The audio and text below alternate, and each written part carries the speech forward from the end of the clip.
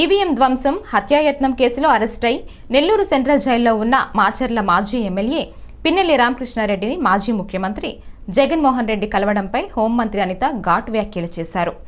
EVM పగలగొట్టి మాజీ MLA జైలుకు వెళ్తే ఆయన్ను పరామర్శించడానికి జగన్ 25 లక్షలు ఖర్చు పెట్టి మరీ వెళ్లారని ఎద్దేవా చేశారు.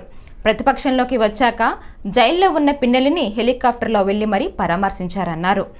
ములాఖతులు ముగిసిన తర్వాత కూడా మానవతా దృక్పథంతో జగన్కు అనుమతి ఇచ్చామని చెప్పుకొచ్చారు. అనుమతి వచ్చే అవకాశం లేదని తెలిసి కూడా జగన్ వెళ్లారంటే గొడవ పెట్టుకోవడానికి అని మండిపడ్డారు. పిన్నెల్లి ఆయన మీద ఒక హత్యాయత్నం, ఈవీఎం బాక్సులు బదలుగొట్టారన్న ఒకటి, ఇవన్నీ కూడా రికార్డెడ్గా దొరికినాయి. రికార్డెడ్గా దొరికిన తర్వాత అరెస్ట్ ప్రక్రియ అనేది ఎలా జరిగిందో మనందరికీ కూడా తెలుసు.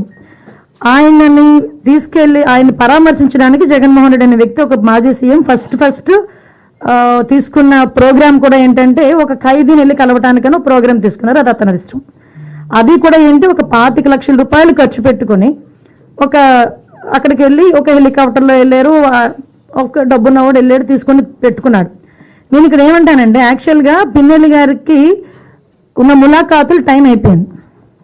ఓకే, అయిపోయింది కాబట్టి అయినా కూడా హ్యుమానిటీ గ్రౌండ్స్లో ఒక ఎక్స్-సీఎం రిక్వెస్ట్ చేస్తే పర్మిషన్ ఇచ్చాం. అవునా కదా? ఇంతకుముందు చంద్రబాబు నాయుడు గారిని అక్రమంగా జైల్లో పెట్టినప్పుడు కుటుంబ సభ్యులకి 3వ ములాఖాత్ ఇవ్వాలంటే ఇచ్చేవారు కాదు.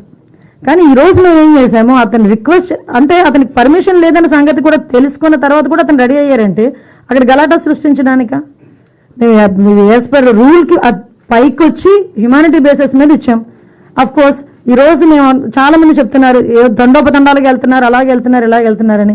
నేను ఒకసారి ప్రిజెన్స్ ఐజీ గారితో కూడా మాట్లాడినా, అసలు ఎంతమంది ములాఖాతులు వెళ్తున్నాయి, యాజ్ పర్ రూల్ ఎలా వెళ్తున్నాయి, మేము అన్నీ కూడా మాట్లాడుకుంటున్నాం. ఆయన బయటకు వచ్చి ఈరోజు బయటకు వచ్చి అక్రమంగా అరెస్టులు చేశారు. అక్రమంగా ఏం సీసీ ఫుటేజ్ చూసిన వాళ్ళు ఎవరైనా కోర్టు ఇచ్చిందండి అతను అరెస్ట్ చేయమని?